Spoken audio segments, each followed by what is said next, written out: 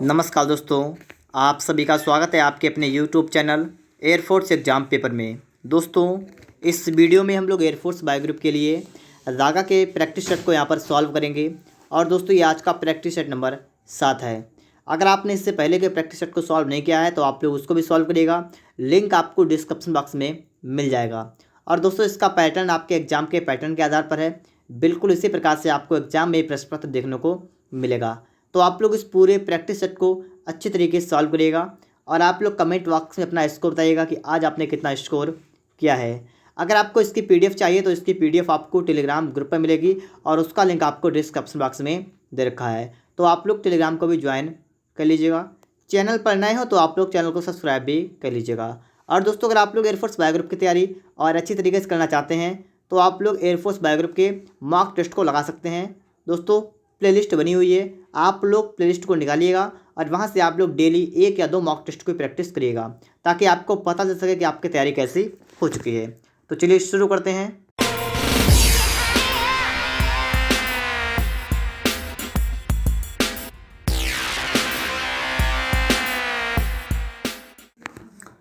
देखिए दोस्तों, प्रश्न नंबर 1 आपके सामने लिखा हुआ है, निम्नलिखित में से कौन सा शब्द भारतीय संविधान के 42वें संशोधन द्वारा प्रस्तावना में शामिल किया गया था।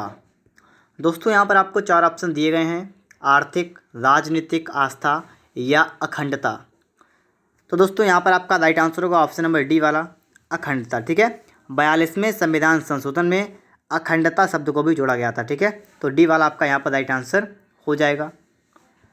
चलिए दोस्तों, इसके बाद क्वेश्चन नंबर 2 पर हम लोग आ चुके हैं और प्रश्न नंबर 2 आपका यहाँ पर क्या पूछ रहा है, निम्नलिखित में से किसे सुपर कंप्यूटिंग का जनक कहा जाता है।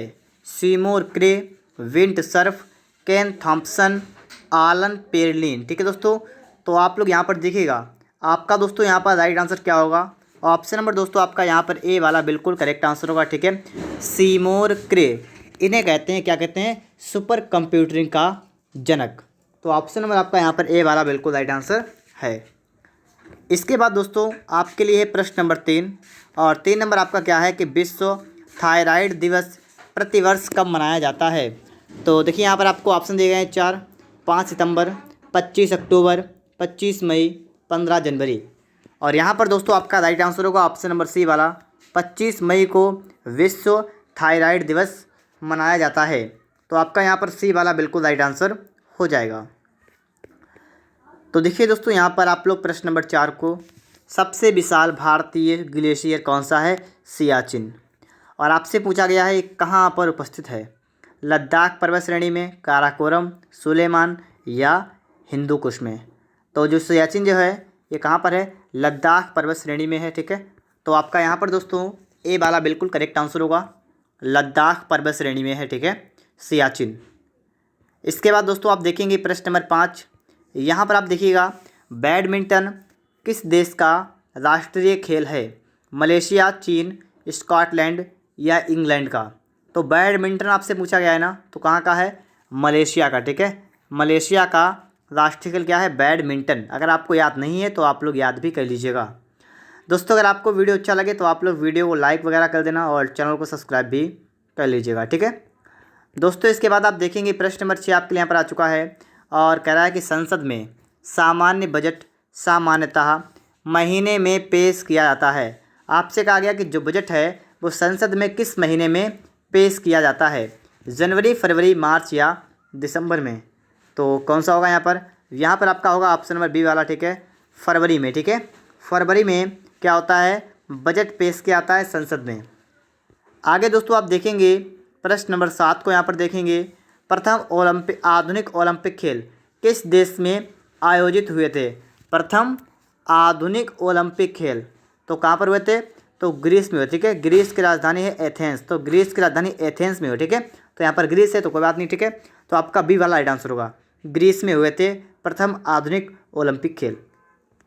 आगे दोस्तों आप देखेंगे यहाँ पर, ठीक है, और यहाँ पर आपका है कि दिल्ली में उस जगह का नाम क्या है जहाँ श्रीमती इंदिरा गांधी का अंतिम संस्कार हुआ था। विजय घाट, राजघाट, शक्ति स्थल, शांतिवन।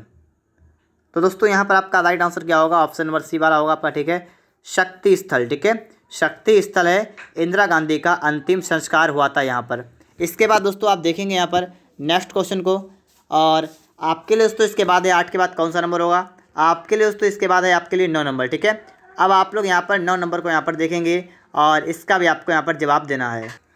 सवाल दोस्तों आपका कह रहा है कि 3 अंकों की सबसे बड़ी संख्या कौन सी होगी जो 3, 4, 5 और 8 से पूर्णतः विभक्त हो।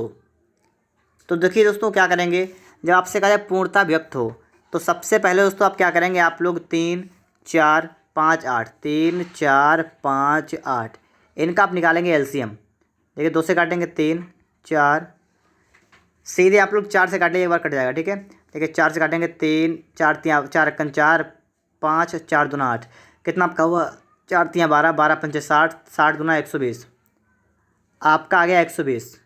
आपसे कहा गया 3 अंकों की सबसे बड़ी संख्या कौन सी होगी जो 345 और मतलब जो 3, 4, 5, 8 से पूर्णतः विभक्त होगी।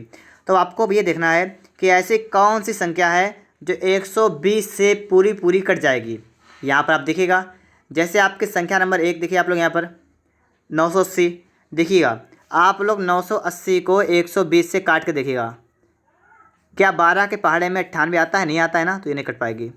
इसी प्रकार 97 है, 97 नहीं कट पाएगी, ये भी गलत हो गया, ये भी गलत हो गया। 96, 12 8 96, जी हाँ दोस्तों ये वाला बिल्कुल सही है। ठीक है, ऑप्शन नंबर आपका यहाँ पर सी वाला बिल्कुल राइट आंसर हो जाएगा। डी वाले में 93 है, 12 के पहाड़े में 93 नहीं आता है, तो आपका ये भी गलत हुआ। तो इस प्रकार से आपने निकाल दिया है और आपका सी वाला बिल्कुल राइट आंसर हो गया है। आगे दोस्तों आप देखेंगे प्रश्न नंबर आपके लिए आ चुका है 10 नंबर। इसको आप देखिएगा, एक डीलर किसी वस्तु को लागत मूल्य पर बेचने हेतु 1 किलोग्राम वजन के बदले 900 ग्राम वजन का प्रयोग करता है, उसका लाभ परसेंटेज में ज्ञात कीजिए।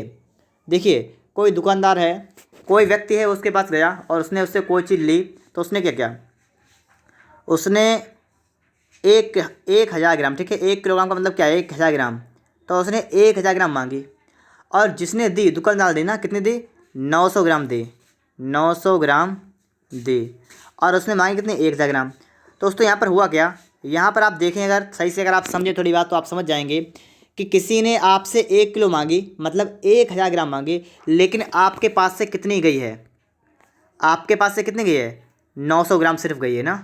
उसने मांगी 1000 लेकिन दी कितनी, सिर्फ 900 ग्राम। तो यहाँ पर उसने कितनी बचाई, देखिएगा यहाँ पर उसने कितना लाभ लिया, तो यहाँ पर उसने 100 ग्राम का लिया, 100 ग्राम का लाभ। और किस पर लिया, तो देखिएगा उस यहाँ पर ध्यान रखिए आप लोग, जितनी उसके पास से जाएगी, जितनी भी कोई उसके पास से मतलब वो अपने पास से देगा, उसने तो अपने पास से सिर्फ 900 ग्राम का ही प्रयोग किया ना। तो 900 ग्राम पर आप लोग 1000 ग्राम को परसेंटेज में चेंज कर लेंगे। कैसे निकालेंगे, आपको निकालना लाभ परसेंट क्या होगा, लाभ 100 का, और कितने पर 900 पर। ठीक है, तो 900 देखिए यहाँ पर गुणा कर देंगे आप लोग यहाँ पर 100 से। ठीक है, तो इस प्रकार दोस्तों आपका यहाँ पर 2 जीरो कट जाएंगे, आपका बचा कितना 100/9 और यहाँ से आपका आएगा 11 सही 1/9%। तो बस आपका यहाँ पर राइट आंसर क्या होगा, ऑप्शन नंबर दोस्तों आपका यहाँ पर डी वाला बिल्कुल राइट आंसर होगा। ठीक है, 11 सही 1/9%। आगे दोस्तों इसके बाद हम देखेंगे प्रश्न नंबर हमारे लिए आ चुका है 11 नंबर। इसको भी दोस्तों आप लोग यहाँ पर देखिएगा, एक 70 लीटर शराब और पानी के मिश्रण में 10% पानी है, इसमें कितना पानी और मिलाया जाए जिससे कि कुल मिश्रण में 12.5% पानी हो जाए। सबसे पहले दोस्तों आपको करना क्या है, ठीक है, सबसे मेन पॉइंट आपको मैं आपको बता दूं, सबसे पहले आप लोग ये जो परसेंट वाले हैं ना, इनको आप बदलिए फ्रैक्शन में, भिन्न में चेंज करिएगा।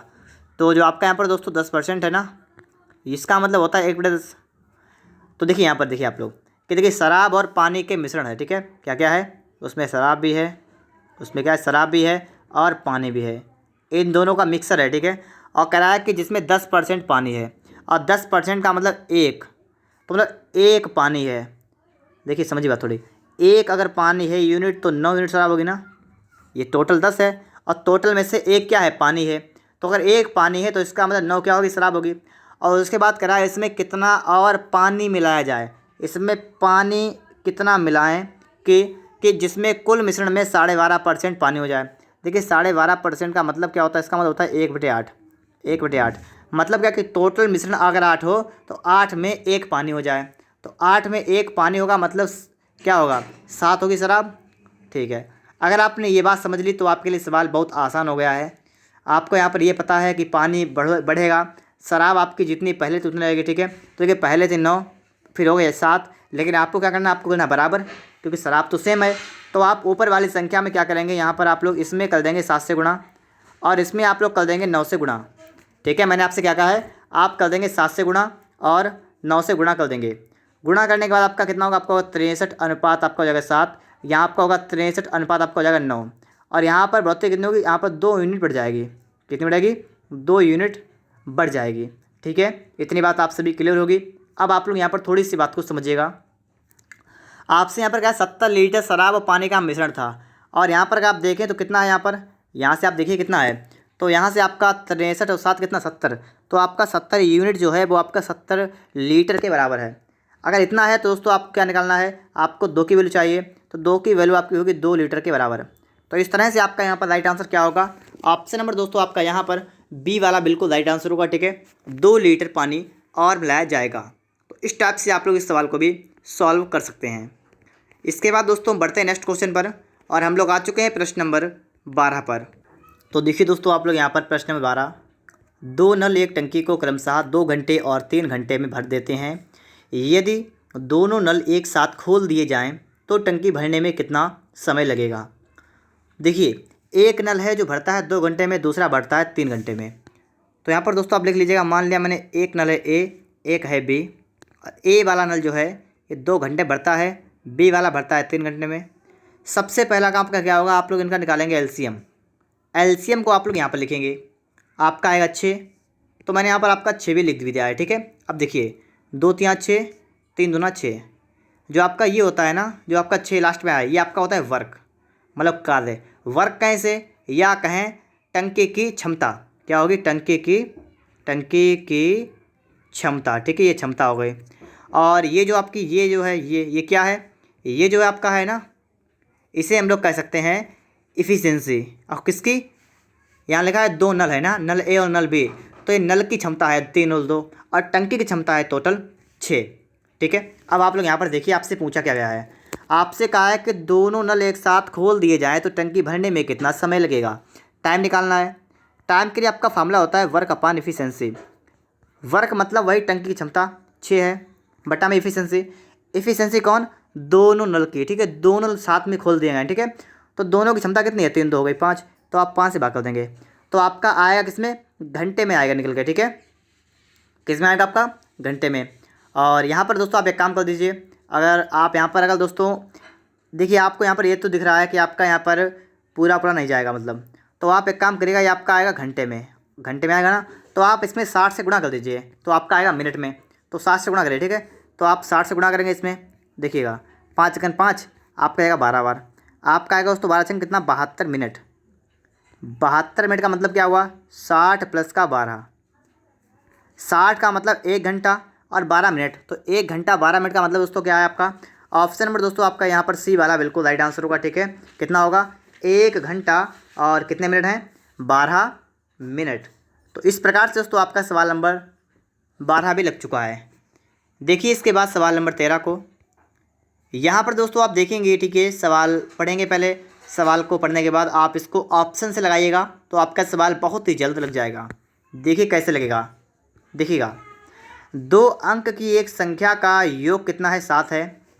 योग कितना 7 है, देखिए 5 2 7, 5 2 7, 4 3 7, 3 4 7, 7 हो गया। तो ये तो सब में सफल हो रहा है। ठीक है, आगे देखिए, यदि उनमें 9 जोड़ दिया जाए तो उस संख्या के अंक पलट जाते हैं।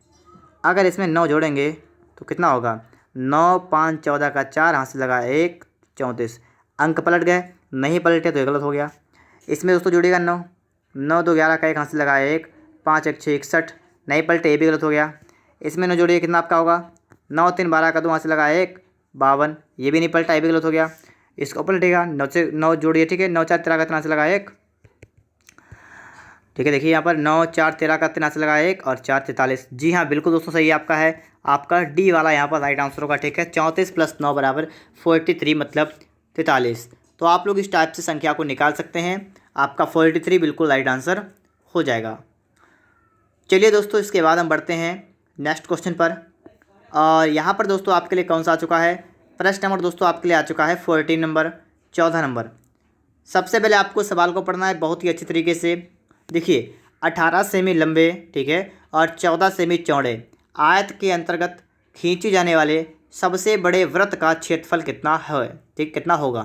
क्या कह रहा है, 18 सेमी लंबे, ठीक है, देखिए नोट कर दें हम इस टाइप से, 18 सेमी लंबी और 14 चौड़ाई, ठीक है, इस प्रकार से करना है, ठीक है। इतना मान लीजिए मैंने इतना मान लिया, कोई समस्या नहीं, ठीक है।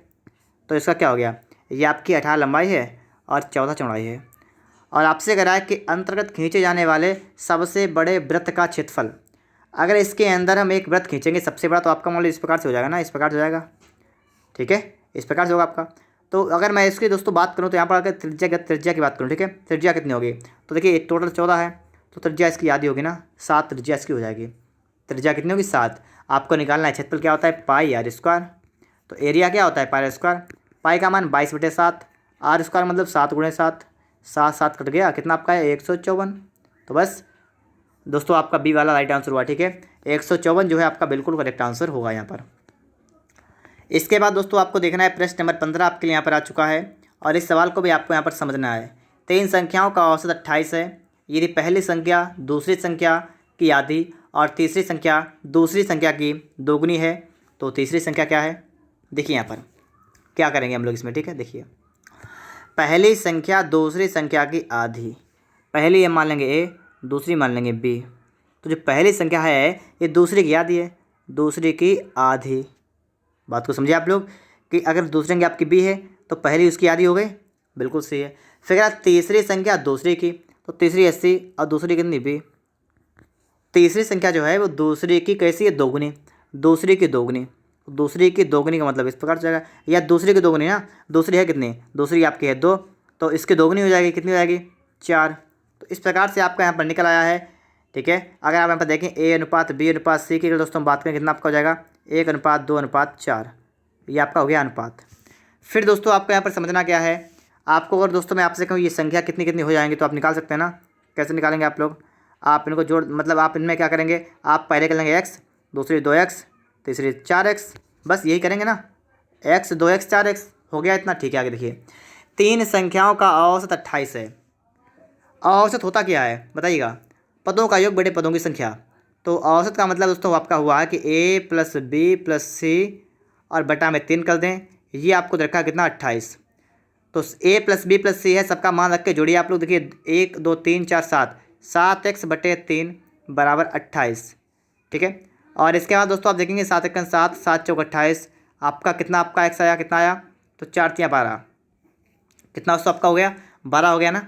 आपसे पूछा गया है कि तीसरी संख्या क्या है, और 4x है ना, निकालिए इसकी गुणा करिए, तो 12 से कितना होगा 48, तो 48 दोस्तों आपका यहाँ पर बिल्कुल करेक्ट आंसर होगा। ऑप्शन की बात करेंगे यहाँ पर दोस्तों आपका ए वाला बिल्कुल राइट आंसर होगा, ठीक है, 48 हो जाएगी आपकी तीसरी वाली संख्या। इसके बाद दोस्तों हम चलते हैं प्रश्न नंबर 16 पर। यहाँ पर दोस्तों देखेंगे कि हमारा सवाल क्या कर रहा है, यदि किसी कुट भाषा में अंकल को SPANC लिखते हैं तो स्ट्रिप को कैसे लिखा जाएगा।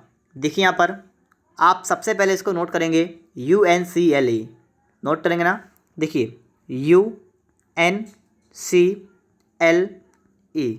और अंकल को लिखते क्या हैं SPANC। दोस्तों आपको यहाँ पर देखना है, इसकी काउंटिंग करनी, मतलब कौन कौन से नंबर पर आता है। तो U जो आपका आता है कितने पर आता है, 21 पे आता है, और N आता है 14 पर, और C आता है 3 पर, और L आता है 12 पर, ये आता है 5 पर।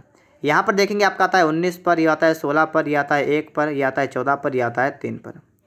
यहाँ से अगर आप यहाँ तक आएंगे तो इसका मतलब आपको माइनस का 2 करना पड़ेगा। यहाँ से आप यहाँ पर आएंगे तो आपको यहाँ पर प्लस का 2 करना पड़ेगा।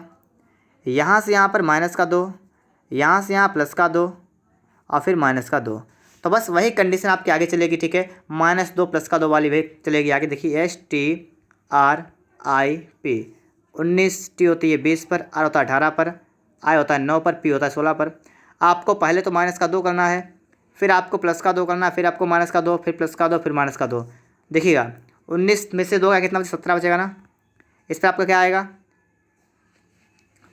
दोस्तों, यहाँ पर देखिए आप लोग क्या है यहाँ पर कि 19 है आपका ना, 19, और 19 से आपका 2 कम किया 17 आ गया।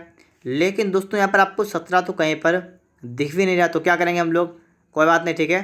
तो उसमें स्ट्रिप को कैसे लिखा जाएगा, ये कह रहा है ना, अगर दोस्तों आप थोड़ा चेंज करें इसमें, ठीक है, थोड़ा चेंज करें, मतलब कहने का मतलब यहाँ पर ये है कि इन्होंने हो सकता है ऑप्शन में इस प्रकार से कर दिया हो, यहाँ पर कर दिया पहले स्टार्टिंग प्लस का 2 कर दिया, फिर माइनस का 2, फिर प्लस का 2, फिर माइनस का 2, फिर प्लस का 2। ये कोई समस्या वाली बात नहीं है, ठीक है। अगर आपको वैसे ना मिले तो आपको ये तो पता है कि प्लस माइनस वाला सिस्टम चल रहा है, तो प्लस करके देख लेते हैं एक बार, ठीक है।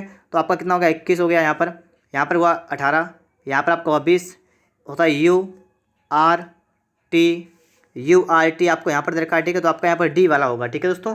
16 नंबर जो आपका है इसका कौन सा होगा, डी वाला होगा आपका यहाँ पर बिल्कुल करेक्ट आंसर। तो इस टाइप से भी आप लगा सकते हैं, ठीक है, कोई समस्या वाली बात नहीं है वैसे। तो डी हो गया आपका यहाँ पर। आगे दोस्तों आप इसके बाद देखेंगे प्रश्न नंबर 17। अगर वीडियो आपको अच्छा लग रहा है तो आप लोग वीडियो को लाइक और चैनल को सब्सक्राइब भी कर लीजिएगा।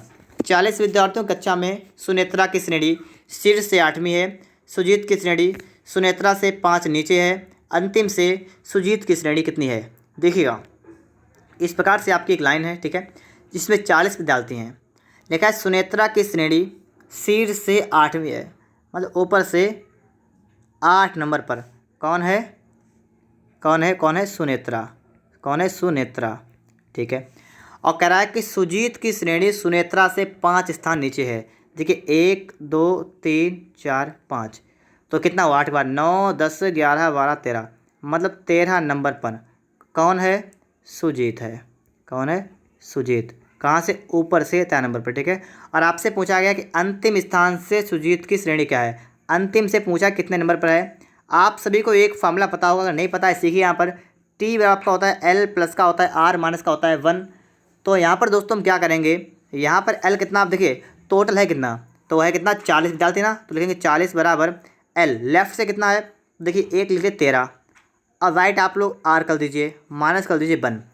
तो आपका हो जाएगा यहाँ पर 40 बराबर, यहाँ पर आपका हो जाएगा 12 प्लस का आर, तो आप 12 को माइनस करेंगे, आपका बचेगा 28 बराबर आर।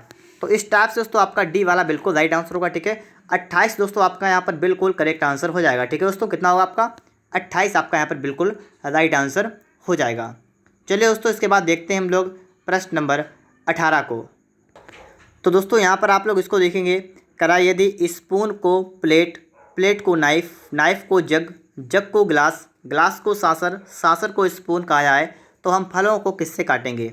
आप बताइए, आप फल को किससे काटते हैं, चाकू से काटते हैं ना, चाकू से। चाकू को इंग्लिश में क्या कहते हैं, नाइफ कहते हैं ना, नाइफ कहते हैं चाकू को। देखिए और कह रहा नाइफ को कहते हैं जग, तो अब आप समझ गए होंगे कि नाइफ को जग का मतलब क्या है। आपका राइट आंसर क्या होगा, ऑप्शन ए वाला होगा, ठीक है। जग आपका यहाँ पर बिल्कुल करेक्ट आंसर हो जाएगा। दोस्तों इसके बाद हम लोग आ चुके हैं प्रश्न नंबर 19 पर। देखिए दोस्तों प्रश्न नंबर 19, श्रृंखला में लुप्त संख्या का पता लगाइए। दोस्तों आपके सामने एक सीरीज है 789, 645, 545, 481, और दोस्तों आपको आगे यहाँ बताना है कि यहाँ पर क्या आएगा। तो आप लोग यहाँ पर क्या करेंगे, देखिए यहाँ पर आप लोग क्या करेंगे, सबसे पहले हम लोग इसको नोट कर लेंगे, ठीक है। आपका पहला कितना है, पहले आपका है 789, फिर आपका है 645, फिर आपका है 545, फिर आपका है 481, फिर आपको दोस्तों यहाँ पर देखना है, ठीक है।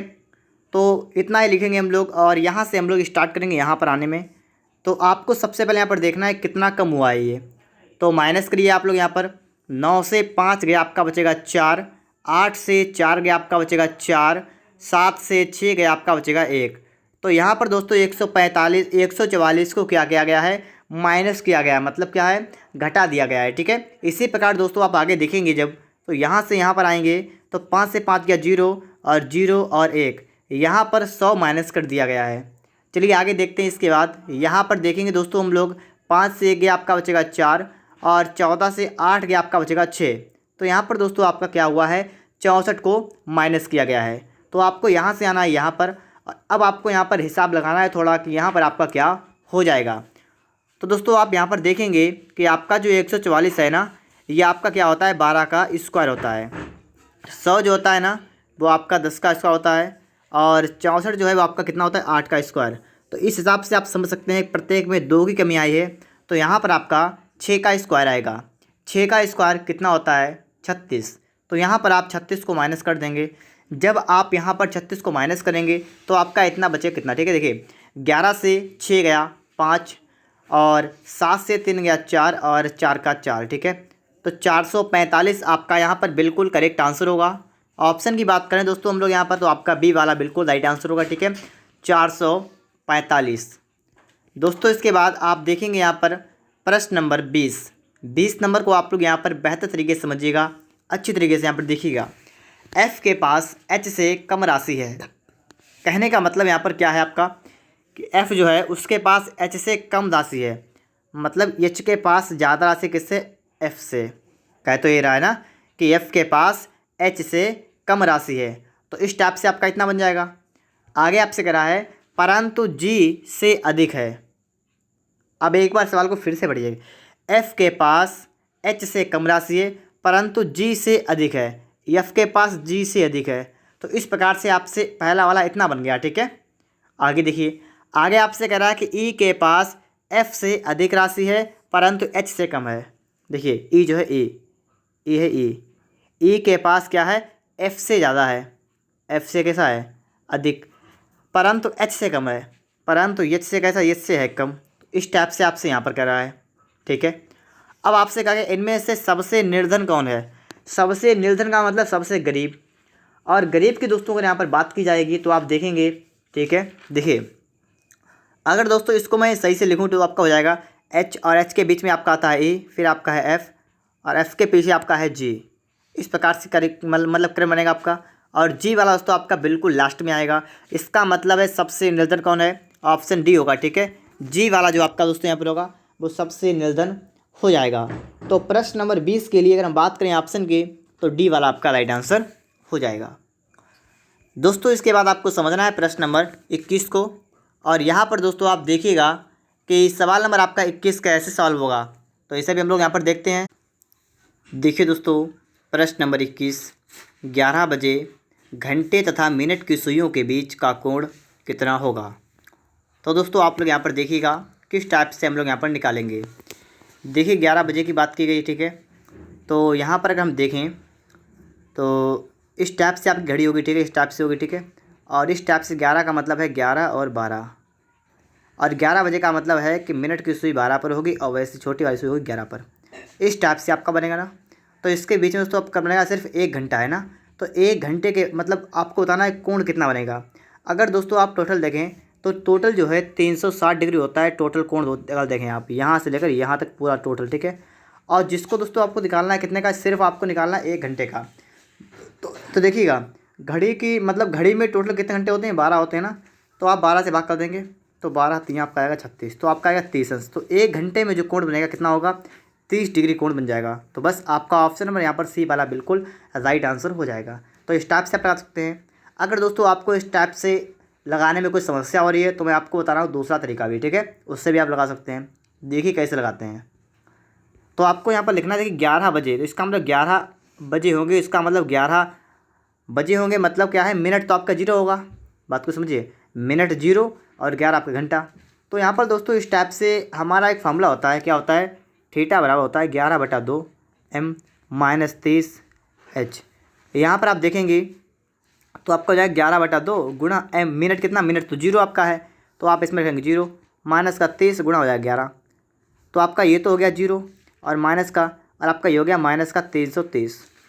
तो आपका थीटा जो आया है वो आया है माइनस का 330। अब आपको 330 कहीं पर नहीं दे रखा है, तो आप 360 में से क्या करेंगे, 330 को माइनस कर देंगे, तो आपका बचेगा सिर्फ 30 अंश, और वही आपका राइट आंसर होगा, ठीक है। तो आपको जो तरीका आसान लगा हो आप उस तरीके से सवाल को यहाँ पर लगा सकते हैं। इसके बाद दोस्तों हम देखेंगे 22 नंबर। अगर आपको इसकी PDF चाहिए तो इसकी PDF आपको टेलीग्राम ग्रुप पर मिलेगी, और उसका लिंक आपको डिस्क्रिप्शन बॉक्स में मिलेगा, तो आप लोग टेलीग्राम को भी ज्वाइन कर लीजिएगा। यहाँ पर आप देखेंगे लिखा है 2 4 20 3 9 90 1 7, तो आगे क्या आएगा। तो यहाँ पर हम देखेंगे कौन सा हमारा लॉजिक लगेगा, ठीक है, ये हमें देखना है। तो पहले इस वाले को उठाइए यहाँ पर, ठीक है। आपका लिखा है 2, आपका लिखा है 4। अगर दोस्तों 2 का वर्क कर दें और 4 का वर्क कर दें और इनको जोड़ दें तो हो जाएगा कितना, 4 + का 16 और कितना हो गया 20। जी हाँ दोस्तों, आपका कितना हो गया, 20 हो गया ना। इसी तरह से यहाँ पर देखिए 3 और 9, तो 3 का वर्ग और 9 का वर्ग, 27 81, 3 3 9, ठीक है, 9 9 9 + 81 कितना होगा, 90। ठीक है दोस्तों, यहाँ पर भी 90 आपका है।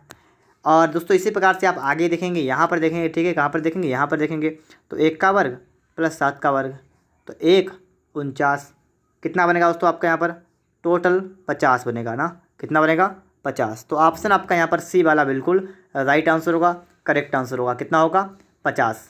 तो ये भी सवाल आपका यहाँ पर लग गया है, ठीक है। आगे देखिएगा, आप लोग कमेंट बॉक्स में अपना स्कोर बताइएगा, ठीक है, कि वीडियो के लास्ट में, ठीक है, वीडियो खत्म हो जाएगी उसके बताइएगा आप लोग कि आज आपने कितना स्कोर किया है, ठीक है।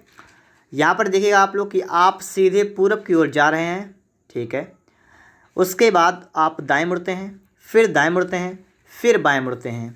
अब आप किस दिशा में जा रहे हैं? देखिए सबसे पहले लिखा है आप पूरब की ओर जा रहे हैं, आप पूरब की ओर जा रहे हैं, क्योंकि दिशा आपकी इस प्रकार से होती है, आपकी इधर होता है पूरब, इधर होता है पश्चिम, इधर होता है उत्तर, इधर होता है दक्षिण, ठीक है।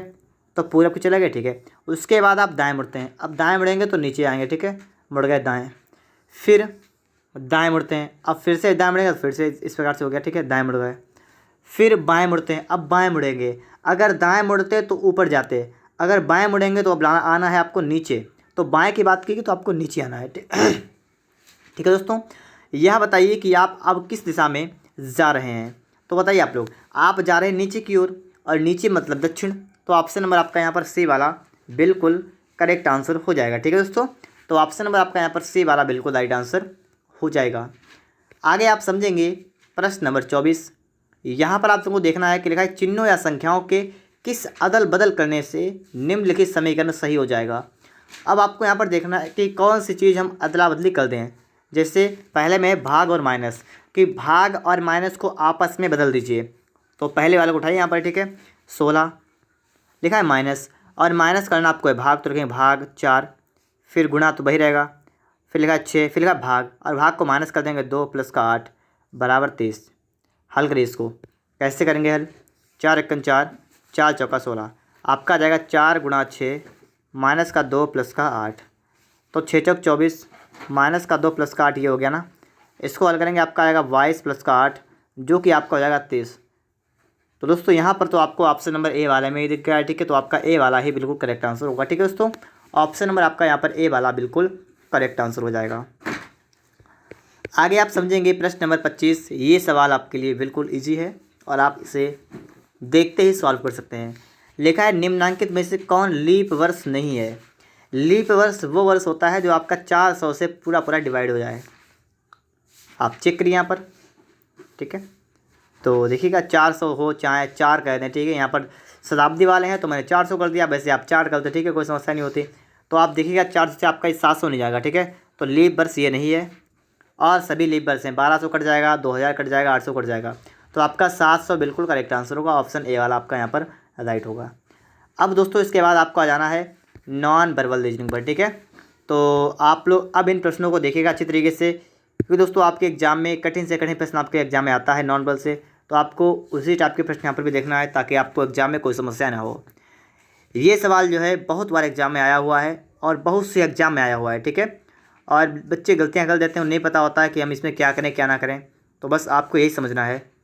तो देखिए यहाँ पर किस टाइप से आप लोग यहाँ पर सॉल्व करेंगे, ठीक है, आपको ये देखना है किस टाइप से आप लोग यहाँ पर सॉल्व करेंगे। जैसे कि दोस्तों आपने यहाँ पर देखा है कि जैसे आपके पहले के बाद दूसरी वाली, दूसरे से ही आपकी बनी है तीसरी वाली, और तीसरे से ही आपकी बनेगी आगे की।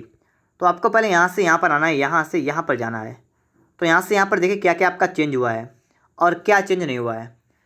दोस्तों अगर आप यहाँ पर देखें तो यहाँ पर आपका यहाँ पर दिख रहा है आपको ये, और आपको यहाँ पर दिखा ये दोनों आपके चेंज नहीं हुए हैं, और बकाया सभी ने अपनी डायरेक्शन को चेंज कर लिया है। ये बाहर के लिए तो ये अंदर के लिए है, तो सभी ने इस प्रकार से अपनी डायरेक्शन को चेंज किया है। तो पहले में तो इतना हो गया, ठीक है, और सब चेंज हो गए। यहाँ से जब आप यहाँ पर आए तो आपने देखा है कि ये वाला और ये वाला एक जैसा रहा, और सभी देखिएगा तो देखिए और सभी चेंज हो गए। आप सही से देखिए यहाँ पर, और सभी की डायरेक्शन चेंज हो चुकी है, कुछ बाहर की तरफ हो गए, कुछ अंदर की तरफ हो गए। ये भी बिल्कुल सही है। अब दोस्तों इसके बाद हम क्या करेंगे, कौन सी सही रखेंगे, मतलब कौन सी दिशा को हम पकड़ेंगे यहाँ से। तो यहाँ से अगर दोस्तों हम देखें यहाँ पर, ठीक है, अगर यहाँ से बात की जाए क्या करेंगे, तो आप देख रहे हैं पहले आपने ये वाला देखा, फिर आपने ये वाला देखा, अब आपको इस वाले को पकड़ना है। तो इस वाले को पकड़िएगा, उठा के यहाँ पर रख दीजिएगा, तो ये तो आपका वैसा आएगा, ठीक है, बिल्कुल इस प्रकार से आपका हो जाएगा। यहाँ पर नहीं, मैं यहाँ पर लिख देता हूँ, कोई समस्या नहीं होगी आपकी। यहाँ पर ऐसा हो जाएगा, ठीक है। तो यहाँ पर ऐसा हो गया, कहाँ कहाँ पर है, तो इसमें भी है, इसमें भी है, तो आपके 2 ऑप्शन कट चुके हैं। फिर दोस्तों आपको यहाँ पर देखना है कि और सभी को आपको चेंज करना है, तो आपका ऊपर वाला ऊपर की तरफ हो जाएगा, ये अंदर की हो जाएगा, ये बाहर की हो जाएगा। इस प्रकार से ऑप्शन को मिलाइए दोस्तों, आपका यहाँ पर ए वाला बिल्कुल करेक्ट आंसर बनेगा, ठीक है दोस्तों। ऑप्शन नंबर आपका यहाँ पर ए वाला बिल्कुल राइट आंसर बन जाएगा। तो इस प्रकार का सवाल भी आपके एग्जाम में आ सकता है, तो आप लोग लॉजिक को समझिएगा अच्छी तरीके से। इसके बाद दोस्तों आपके लिए यहाँ पर आ चुका है, अब इसको आप देखिएगा और यहाँ पर बताइएगा इसके लिए आपका क्या राइट आंसर होगा। तो दोस्तों आप यहाँ पर देखेंगे कि आपका जो यहाँ से बन रहा है, जो आपका यहाँ से बन रहा है, जो आपका यहाँ से बन रहा है, ये सभी में 90 डिग्री का बन रहा है, लेकिन यहाँ पर आपका पूरा 180 अंश का घूम रहा है, ठीक है। तो आपका यहाँ पर डी वाला बिल्कुल राइट आंसर हो जाएगा। यहाँ पर आप देखिएगा और वीडियो को रोक कर, ठीक है, वीडियो को रोकने के बाद आप इसको समझिएगा, ठीक है। और देखिए यहाँ पर आपका क्या बनेगा। बहुत अच्छा सवाल है, कई एग्जाम में आया हुआ है और आपको भी यहाँ पर तैयार होना बिल्कुल देखिएगा। तो यहाँ पर दोस्तों क्या करेंगे, आइए समझते हैं। यहाँ पर आप देखिएगा, ठीक है, यहाँ पर आप देखिएगा, यहाँ पर देखिएगा नंबर 1 वाले पर, ठीक है, नंबर 1 पर देखते रहिएगा। तो आपने दोस्तों यहाँ पर देखा है, एक चीज़ देखा आपने यहाँ पर है कि आपका जो ये तीर वाला है, इसमें यहाँ पर 4 थे, यहाँ पर 3, यहाँ पर 2, प्रत्येक में 1 की कमी हुई है। बात आप सभी के समझ में आ रही होगी ना। इसी तरह दोस्तों अगर हम यहाँ पर देखें, यहाँ पर देखिए, यहाँ पर 3 बीच वाले में, यहाँ पर बीच वाले में 2, यहाँ पर देखिए बीच वाले में सिर्फ 1 पीछे है, ठीक है, 1 है, ठीक है। उसके बाद आगे देखें, इसके बाद भी देखें हम लोग, तो यहाँ पर आप देखिए 2, यहाँ पर देखिए 1, तो जो यहाँ पर आपका आएगा उसमें 1 भी नहीं होंगे। बताइएगा, आप हिसाब लगाइएगा कि पहले इसमें देखिए, इसमें आपका 4, फिर वह 3, फिर वह 2, यहाँ पर ऐसे देख लीजिए, ठीक है, 3 4 3 2, ठीक है। फिर देखिए 3 2 1, फिर देखिए 2 1, ठीक है, कितना 2 1, तो 0 0 बनेगा ना। तो 0 का मतलब आपका क्या होगा कि एक साइड में तो होंगे ही नहीं, एक साइड में सिर्फ होंगे। तो देखिए यहाँ पर भी है, यहाँ पर भी है, ये दोनों ऑप्शन आपके कट हो गए। दूसरा है, चौथे में से कोई एक आपका करेक्ट आंसर होगा। अब उसे आपको ढूंढना है कौन सा होगा, तो उसको भी आप लोग देख लीजिएगा यहाँ पर, ठीक है। तो देखिएगा, आप अगर पहले वाले में देखें तो आपको दिख रहा है दोनों विपरीत हैं, ये वाला ऊपर ये नीचे है। और लास्ट वाले में देखें तो वहाँ पर एक नीचे की तरफ है, तो इसका मतलब हुआ है आपका एक किधर होगा, ऊपर की तरफ ही होगा, ठीक है, किधर होगा, ऊपर की तरफ ही आपका यहाँ पर हो जाएगा। तो इस प्रकार से दोस्तों अब क्या हुआ, आपका राइट आंसर जो हुआ है वो हुआ है ऑप्शन नंबर 4 वाला, ठीक है, 4 वाला आपका यहाँ पर बिल्कुल करेक्ट आंसर हो जाएगा। यहाँ पर समझिए दोस्तों, और इसका आंसर जो है आप लोग हमें आंसर निकालेंगे इसका और बताएंगे हमें कमेंट बॉक्स में, ठीक है। तो कमेंट में आपको इसका आंसर बताना है कि इसका राइट आंसर क्या होगा। और देखिए दोस्तों, इसके बाद में आपका 30 नंबर आ चुका है। यहाँ पर दोस्तों आपको बताना है कि ये आकृति जो है इसमें कौन सी निहित आकृति, आपको ये बताना है। तो इसका आंसर भी आप लोग हमें कमेंट बॉक्स में बता देंगे। वीडियो अच्छा लगा हो तो आप लोग वीडियो को लाइक और चैनल को सब्सक्राइब भी करिएगा। इसकी PDF के लिए आपको टेलीग्राम को भी ज्वाइन कर लीजिएगा।